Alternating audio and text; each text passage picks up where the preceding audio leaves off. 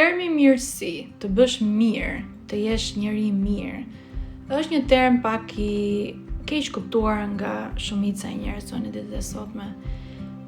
Të jesh njeri mirë, do të thotë që ke cilësi të brendshme të mira.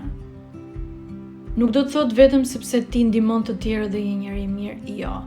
I mirë do të thotë ke një nivel të shpirtit tënd, një nivel koherence, një nivel ngarkesë energjie, dhe nëse ti e përdor në mënyrë të duhur këtë energji, qoftë në sjellje me njerëz të tjerë, qoftë me veten, gjërat që ti bën me trupin tënd, pra çfarë han, çfarë pin, çfarë flet. Nëse ti e përdor këtë energjinë tënde që ke, këtë nivel të shpirtit, pra për të mirën tënde, për të evoluar, për të përmirësuar, atëherë ti je njeri i mirë. Shumë nëse e përdor këtë energjinë që ti ke për të ndihmuar dikë tjetër, që një njeri që ndoshta ka plot karma të këqija për shkak të veprimeve, kryerjeve të gabuara që i ka bërë më përpara dhe ti e ndihmon, atëherë ti në fakt sipas syrit të universit nuk quhesh njeri i mirë.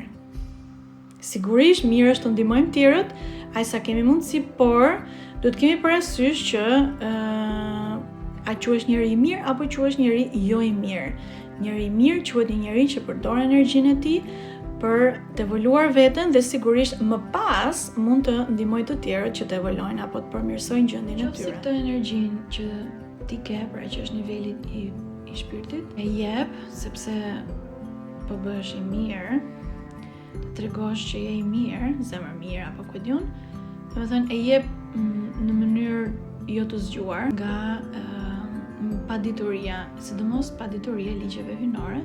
Atëherë nëse ti energjinë e jep, pra ta merr dikush, atëherë pra nuk quhesh i mirë, por quhesh i marr.